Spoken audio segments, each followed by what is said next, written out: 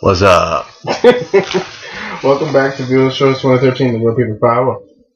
Free your mind. Yes, indeed. So my topic that I want to bring up is how TNA is now bribing WWE fans. Oh, God, yes. So, I was on the computer yesterday. I was on Facebook. And I was scrolling down, looking over past statuses and posts and photos and all that shit. And I happened to see something posted by WrestlingScoops.com. And it said something about Dixie Carter talking to a WWE fan that apparently had an altercation with Alberto Del Rio over the weekend.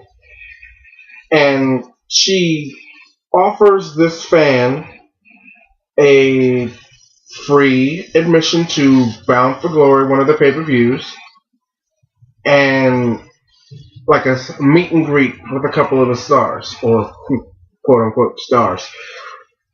And then she goes on to say, this would never happen at our event. Our wrestlers would never do such things.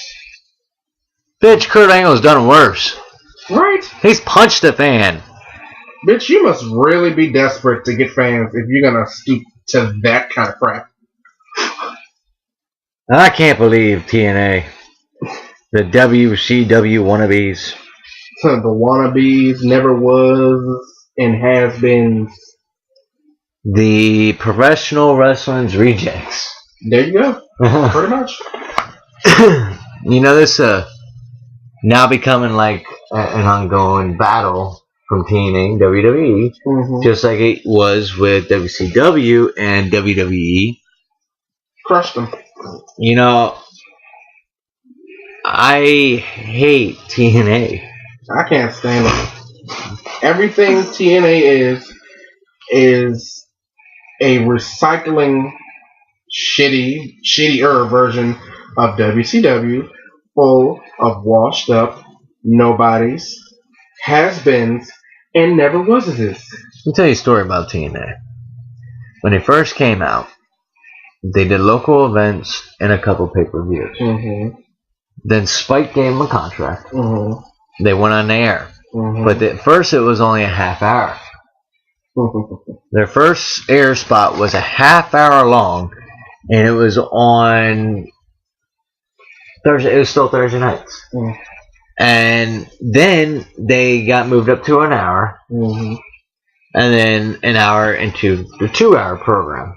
And yet, when WWE Raw's War first premiered, it started with, I don't know, 2 hours? Yeah.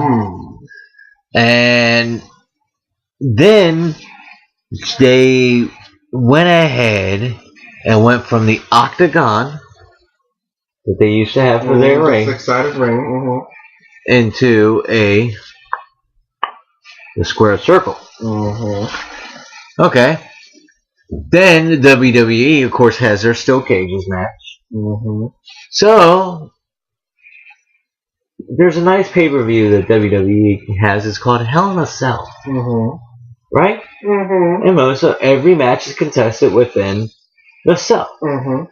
Well, then TNA decided to come out with Lockdown. Lockdown. Which Lockdown is every title is defended within an enclosed cage. Wow, that sounds so familiar.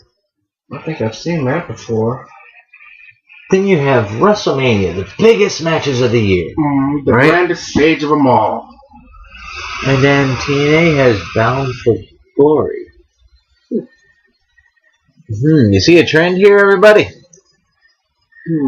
This is, they're like playing children here. It's like when anything you can do, I can do better. It's like when WCW was around.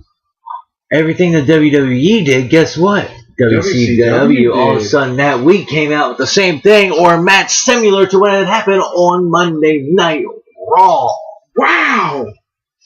WWE had the casket match. What did WCW try to come up with? The final rights match. What the fuck? And wait a minute. I think TNA did the same thing. Yep. Well, original. Good job, Dixie. They can't think for themselves, especially since they have Hulk Hogan, Eric Bischoff, Ric Flair's in there now. Ric Flair. But I don't think Ric Flair is in like a executive. No, it's mainly just Hulk and Rick. And who's Dixie in the middle? So who's the one that in the 90s got kicked out of the WWE? Was Hulk Hogan. Hulk Hogan then went to WCW. And when Hulk Hogan and Eric Bischoff joined forces in WCW, Now, we may sound like broken records because we have talked about this topic before, but it doesn't seem to ever end because they continue to do the same shit that the WWE has done. They continue to do the same shit that happened in WCW. Do you see the trend there? Do you see what happened in WCW when Hulk Hogan came and he aligned with Eric Bischoff? The WCW went down the shitter. TNA, here we go again. Eric Bischoff is there. Hulk Hogan came there. They hated each other first. Then, they joined forces. They became little butt buddies. And, wait.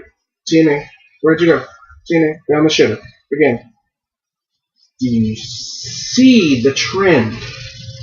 You mind-numbing idiots. Now, what Vince is going to do is just like he did in WCW. He's going to crush them.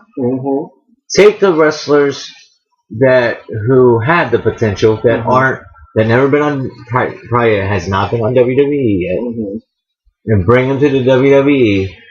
But I give them their shot. I gotta be honest with you. I don't see any type of talent in TNA. The one I do like is Storm. Lance Storm. Lance Storm? Not Lance Storm. I forgot his first name. His last name is Storm. But in any case, he's like the acolytes. The beer, brawling, fighting type of a guy. Beer Money? Huh? The fool from Beer Money? Not the money part, just the beer. The redneck.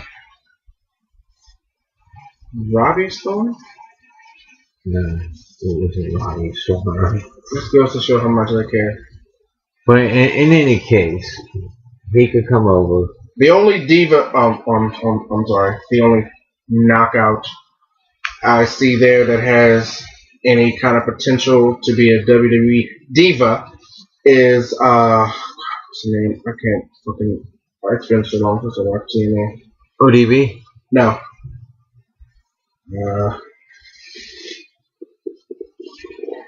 Maybe it is ODB. Yeah, it's ODB. The white chick? The one that's like the white redneck? Yeah, the white redneck chick. Yeah, ODB. She would be a great. The one when diva. Karma went over there for a little bit, they joined up. Domination was everywhere. And then they got little blonde bitches like Madison Rain.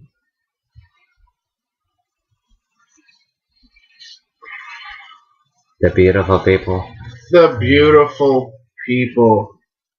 And memory serves correctly, I think Billy Gunn, which his name turned out to be Kip something when he was there, he was in that little group called The Beautiful People. And he in turn got beat up by Karma, who was then known as Awesome Kong. Wow. You see a trend here of female wrestlers fighting male wrestlers? I think that started with China and the WWE. Yep. Failures. You are all failures. Die. Alright, well, this wraps up. Yes, because I feel myself getting ill talking about TNA any longer. So, tune in tomorrow night for some more topics, more episodes. And have a good night tonight. And we shall see you tomorrow. This has been Viewer's Choice 2013, The Real People's Trial. Free Your Mind. And if you're not down with that, we got 2 words for you. Suck it.